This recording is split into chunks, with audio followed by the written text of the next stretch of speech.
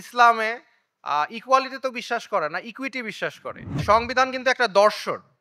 যেই দর্শন দ্বারা আমাদের দেশ পরিচালিত হবে সেটাই একটা সংবিধান। রাষ্ট্র চালানোর ক্ষেত্রে অবদান কার থাকবে? মানবাধিকার এটা এখন ফর এক্সাম্পল আলেম ওলামাদেরকে যদি বলেন আপনি মানবাধিকারে বিশ্বাস করেন কিনা? সবাই তো বলবে বিশ্বাস করে। কিন্তু এখানে যে দার্শনিক খেলা আছে এটা ধরতে হবে। কাজেই আমরা সংবিধানে কি দিব সেটা আমাদের ওয়ার্ড বাই ওয়ার্ড আমাদের এনালাইসিস করতে হবে এবং বুঝতে হবে যে কোন দর্শন এখানে পুশ করা হচ্ছে। আজকে আমি সংবিধান নিয়ে কিছু কথা বলতে চাই।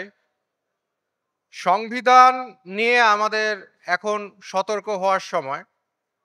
সংবিধান নিয়ে সামনে সমস্যা হতে পারে। এখন প্রথম প্রশ্ন হচ্ছে সংবিধান কি জিনিস? সংবিধান কি জিনিস এটাই কিন্তু আমরা ক্লিয়ার না। সংবিধান প্রাইমারিলি একটা ফিলোসফিক্যাল টেক্সট। সংবিধান কিন্তু একটা দর্শন। যেই দর্শন দ্বারা আমাদের দেশ পরিচালিত হবে সেটাই একটা সংবিধান। এটার ভিতরে লিগ্যাল এলিমেন্ট আছে বাট প্রাইমারিলি সংবিধান হচ্ছে ফিলোসফিক্যাল টেক্সট। এখন এই যে দেখেন সংবিধানে আছে fundamental principal, socialism, democracy, secularism. এগুলি কিন্তু সবই ফিলোসফিক্যাল পয়েন্ট। সোশ্যালিজম ফিলোসফি, গণতন্ত্র ফিলোসফি, সেকুলারিজম ফিলোসফি। এখন সংবিধান যে সংস্কার করার প্রক্রিয়া চালু হয়েছে সেখানে আমাদের খুব সতর্ক থাকতে হবে। কারণ আমরা যদি দর্শন না বুঝি তাহলে আমাদের অনেক কিছু সামনে সংবিধানে প্রবলেম ক্রিয়েট হবে। সংবিধানের দ্বারা আইন সৃষ্টি হয়। সংবিধান আপনার মাইকেল রস্কিন বলেছে, constitution is the yardstick by which the activities or the people are measured of the people are measured. তার মানে সংবিধান এমন একটা জিনিস যেটা হচ্ছে মানদণ্ড, যেই মানদণ্ড দিয়ে আইন এবং জনগণকে বিচার করা হবে। তো এখন এই মানদণ্ডটা আমাদের জনগণের সাথে যায় কি না সেটা আমরা কিভাবে বুঝবো? ধরেন সেকুলারিজম, আরও যেগুলো আছে সেটা হচ্ছে ফর এক্সাম্পল সংবিধানের মধ্যে বলা আছে ইকুয়ালিটি, হিউম্যানিটি আর সোশ্যাল জাস্টিস, সাম্য, সামাজিক মর্যাদা আর ন্যায় বিচার। সমস্যাটা কোথায়? আপনি মানব হিউম্যানিটি বলতে কি বুঝান? এইটা হয়তোবা এখন আপনি যদি ধরেন সংবিধান ক্রিয়েশনের সময় আলেমদেরকে নিয়ে আসেন, ওনাদের কাছে শুনে হয়তোবা ভালো লাগবে যে মানবতায় তো আমরা সবাই বিশ্বাসী। কিন্তু এটা যে একটা সমস্যা এটা ধরতে হবে আমাদের। মানবতা কি? মানবতার মানদণ্ড কি? এখন ধরেন যারা বাংলাদেশের আইনে এখন যাদেরকে ক্রিমিনাল বলা হয়, তারা যদি বলে ফর এক্সাম্পল সমকামী, ট্রান্সজেন্ডার, তারা যদি বলে আমরাও তো মানুষ, আমাদের মানব অধিকার আছে, তারাও তো বলে। তার মানে যখন আমরা হিউম্যানিটি বলছি, মানব অধিকার বলছি, সেই ক্ষেত্রে আমার মানব অধিকারকে ডিফাইন করতে হবে। আমি কি দিয়ে মানব অধিকার ডিফাইন করব? আমি বলছি ইকুয়ালিটি। ইকুয়ালিটি মানে কি? আমরা যদি বলি যে ইকুয়ালিটি তাইলে তো কথাটা শুনতে খুব ভালো লাগে। বাট ইকুয়ালিটিতে তো কিছু প্রবলেম আছে। ফর এক্সাম্পল আমাদের ইসলামে ইকুয়ালিটি তো বিশ্বাস করে না, ইকুইটি বিশ্বাস করে। ইকুয়ালিটি ফর এক্সাম্পল আমাদের সম্পত্তির ভাগ, এটা কি সমানভাবে দেওয়া হয়? মেয়ে ছেলেদেরকে সমানভাবে দেওয়া হয় না। কিন্তু এই সরকার প্রিভিয়াস রেজিমের পরপরই কিন্তু এরকম একটা দাবি আসছে যে সমানভাবে দিতে হবে ছেলেকে আর মেয়েকে। কাজে আমরা সংবিধানে কি দিব সেটা আমাদের ওয়ার্ড বাই ওয়ার্ড আমাদের এনালাইসিস করতে হবে এবং বুঝতে হবে যে কোন দর্শন এখানে পুশ করা হচ্ছে। রিসেন্টলি আমি একটা টক শোতে দেখলাম অনেকে দাবি জানাচ্ছে যে বাংলাদেশে সেকুলারিজমটা থাকতে হবে, ধর্ম নিরপেক্ষতা থাকতে হবে। এইটা কি কোনোভাবে মানা যায়? ধর্মনিরপেক্ষতা কথাটা শুনতে সুন্দর, কিন্তু ধর্মনিরপেক্ষতার অনেক সমস্যা আছে। মানে যারা দর্শন বুঝে তারা বুঝবে। যেমন আমি একটা এক্সাম্পল দেই। একটা বই আছে ম্যাকলিওর আর টেইলরের 'সেকুলারিজম অ্যান্ড ফ্রিডম অফ কনশিয়েন্স'। সেখানে তিনি বলেছেন যে a political system that replaces religion with a comprehensive secular philosophy as the foundation of its action makes all the faithful members of a religion into second class citizen. তার মানে secularism যখন থাকে তখন যারা ধর্মে বিশ্বাসী তারা সবাই সেকেন্ড ক্লাস সিটিজেন হয়ে যায়। কারণ কি? কারণ হচ্ছে citizens, since these citizens do not recognize the reasons and evaluation enshrined in the official recognized philosophy, in this case secularism. In other words, that political system replaces established religion as well as the core beliefs that define it with a secular but anti-religious moral philosophy, which in turn establishes an order of metaphysical and moral belief.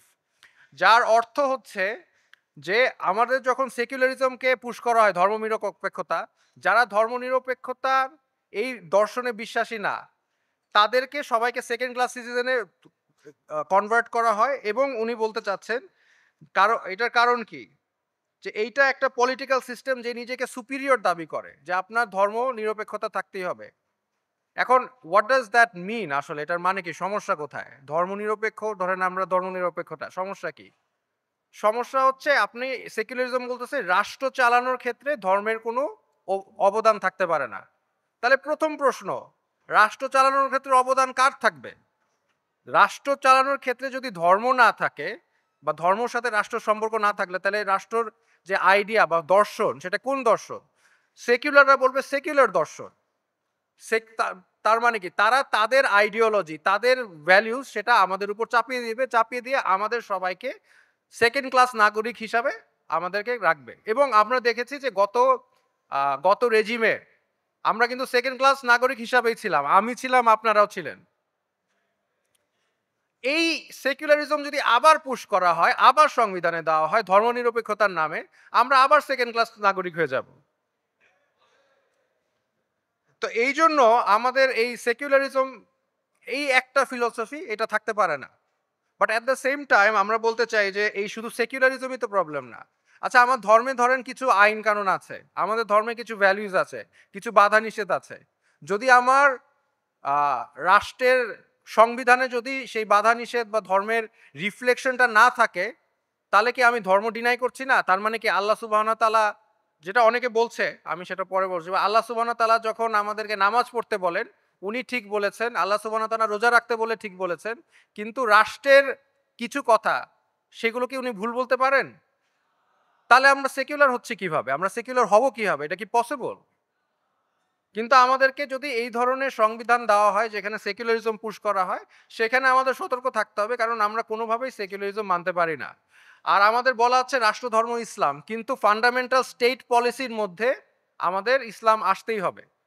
Secularism বাদ দিতে হবে আর ইসলাম আনতে হবে, কারণ আমাদের দেশে এমন কোনো পলিসি সংবিধানে থাকতে পারে না যেই পলিসির দ্বারা ইসলাম বিরোধী হয়। সেটা ইনশিওর করতে হলে ফান্ডামেন্টাল স্টেট পলিসির মধ্যে ইসলাম থাকতেই হবে। আমাদের সংবিধানে আছে যে আমরা ন্যাশনালিজম, সোশ্যালিজম, ডেমোক্রেসি বিশ্বাস করি, আমরা হিউম্যান রাইটস বিশ্বাস করি। তো এইগুলো ফান্ডামেন্টাল প্রিন্সিপাল, এগুলো আছে। তো এখন হিউম্যান রাইটস, মানবাধিকার কি এখন এখন আপনি যদি এখন সংবিধান, এই যে এখন যে সংস্কার করা হচ্ছে সেখানে যদি আপনি মানবাধিকার বলেন, এইটা শুনতে খুবই ভালো, খুবই মিষ্টি, কিন্তু মানবাধিকার এটা এখন ফর এক্সাম্পল আলেমুল আমাদেরকে যদি বলেন আপনি মানবাধিকারে বিশ্বাস করেন কিনা, সবাই তো বলবে বিশ্বাস করে, কিন্তু এখানে যে দার্শনিক খেলা আছে এটা ধরতে হবে। সেটা হচ্ছে মানবাধিকার বলতে তারা কিন্তু আমাদের আন্ডারস্ট্যান্ডিং অফ মানবাধিকারে বলে না।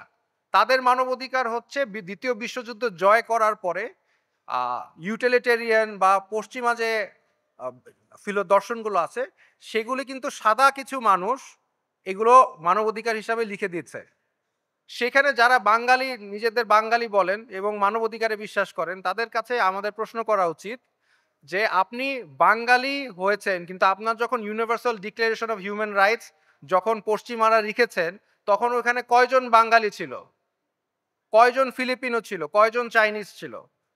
আলটিমেটলি মানবাধিকার বলতে সাদাদের দাসত্ব বা আমরা যে কলোনিয়াল আমাদের ইতিহাস আছে সেই কলোনিয়ালিজমই আমাদের প্রতি চাপিয়ে দেওয়া হচ্ছে।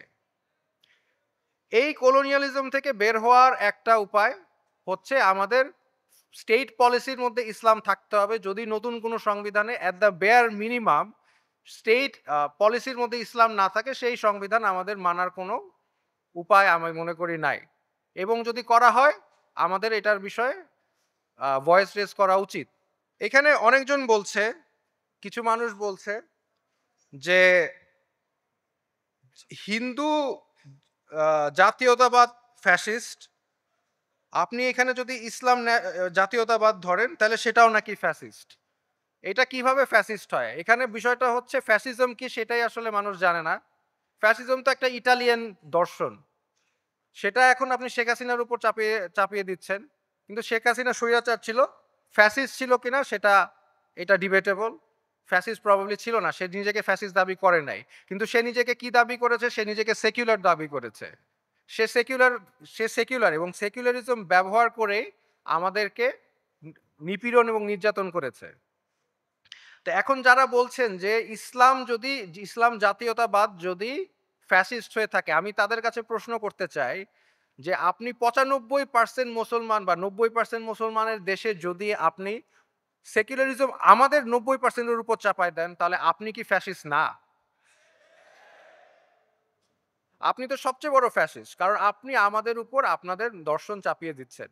আমরা কিভাবে আমরা আমাদের লাইফ কিভাবে লিড করব সেটা তো মানে কমপ্লিটলি ডিটারমাইন করবে আমাদের উপর ইন আ ডেমোক্রেটিক কান্ট্রি। আপনি ডেমোক্রেসি বিশ্বাস করেন কি না করেন, এখন হচ্ছে আমাদের দেশের রাষ্ট্র ব্যবস্থা বা পলিটিক্যাল ফিলোসফি হচ্ছে ডেমোক্রেসি। এবং গণতন্ত্র বলে যে জনগণই ডিসিশন নিবে আ কোন দর্শন দ্বারা দেশ পরিচালিত হবে। তার মানে জনগণ ডিসিশন নিবে সংবিধান কি হবে। তো এখন সংবিধান সংস্কারের ক্ষেত্রে যদি জনগণের মত না নেন, তাহলে সেই সংবিধান কিভাবে গ্রহণযোগ্য?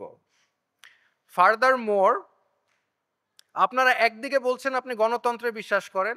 জনগণের জনগণের যে ফিলসফি সেটাকে আপনি প্রাধান্য দিবেন, জনগণের চাহিদাকে প্রাধান্য দিবেন।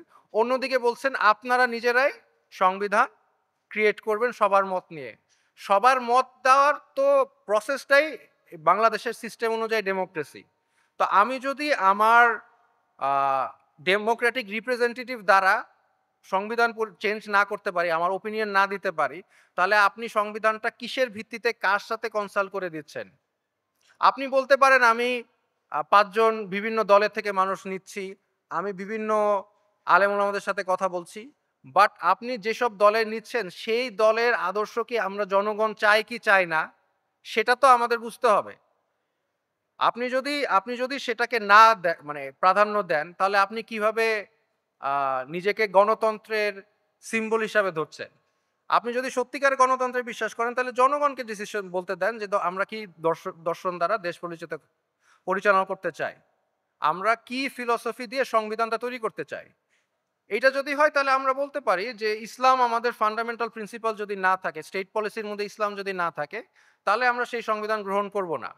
এখন এই মুহূর্তে কি আমাদের কোনো ওয়ে আছে যেখানে আমরা সেই কথাটা বলতে পারি? এটার প্রসেসটা কি? আমরা কিভাবে এই ইনফরমেশনটা দিব? দেওয়ার কোনো তো ওয়ে নাই। তাহলে সেটা তাহলে যারা নিজেদের গণতন্ত্রের হিরো দাবি করছেন, সিম্বল দাবি করছেন, তাদের এটার অ্যান্সারটা কি হবে? কনস্টিটিউশন এমন একটা জিনিস যেটা সিস্টেম্যাটিক্যালি পরিবর্তন করাটা কঠিন করে দেওয়া হয়েছে। কেননা সংবিধানের দ্বারাই হচ্ছে আইন পরিচালিত করা হবে। যে সংবিধানের উপর ভিত্তি করে আইন তৈরি হবে। তো একদিকে তো আমাদের সংবিধান কি হবে সেটা নিয়ে আমাদের স্ট্রিক্টলি আমাদের কনসার্ন থাকতে হবে। আরেকদিকে হচ্ছে সংবিধান কিন্তু একবার যদি লেখা হয়ে যায় তাহলে সেটা চেঞ্জ করা কঠিন। বাংলাদেশের যে ৩০০ আসন আছে তার মধ্যে কিন্তু আসলে ৩৫০ আসন আছে। ৫০ টা হচ্ছে মেয়েদের জন্য সিলেক্টেড সিট। তো কাজে যে ক্ষমতায় আসে সে ওই ৫০ টা সিটের বেশিরভাগ পেয়ে তার কনস্টিটিউশন যেভাবে ইচ্ছে সেভাবে চেঞ্জ করতে পারে। এইগুলো একটা প্রবলেম যেগুলো আমরা সামনে সমস্যার সমাধান করতে পারি। কিন্তু আপাতত আমাদের মূল কনসার্ন হচ্ছে, যেটা নিয়ে আমি আমার বক্তব্য শেষ করতে চাচ্ছি, যে আমাদের মূল কনসার্ন হচ্ছে সংবিধানের মধ্যে যদি ইসলাম স্টেট পলিসিতে না থাকে, তাহলে আমরা সেই সংবিধান গ্রহণ করা আমাদের পক্ষে পসিবল না। আর যদি এরকম কোনো সংবিধান হয়, যেখানে আপনি ফান্ডামেন্টাল স্টেট পলিসির মধ্যে ইসলাম নাই, কিংবা ইসলাম বিরোধী কোনো আদর্শ আছে, কিংবা যদি ধরেন সেকুলারিজম দিয়ে দিয়েছে, ইকুয়ালিটি দিয়ে দিয়েছে, তাহলে কি আপনারা এই বিষয় নিয়ে সোচ্চার থাকবেন? আপনারা কি মানবেন নাকি এই সংবিধান? কাজেই আমাদের এই বিষয়ে সোচ্চার থাকতে হবে। আমাদের দেখতে হবে সংবিধানের মধ্যে কোনো ইসলাম বিরোধী কিংবা আমাদের বেশিরভাগ সংখ্যাগরিষ্ঠ মানে গণতান্ত্রিকভাবে যেহেতু আমরা সংখ্যাগরিষ্ঠভাবে মানে মুসলিম, আমাদের মুসলিম হিসাবেই আমাদের সংবিধান সেটা প্রকাশ পাওয়া উচিত বা রিফ্লেক্ট করা উচিত। কাজেই আমি আবারও বলছি, এক কথা আমি বারবার রিপিট করছি যাতে আপনারা জিনিসটা বুঝেন। স্টেট পলিসির মধ্যে ইসলাম থাকতেই হবে। স্টেট পলিসির মধ্যে সেকুলারিজম থাকতে পারে না। ধর্মনিরপেক্ষতা থাকতে পারে না। Thank you. আসসালামু আলাইকুম।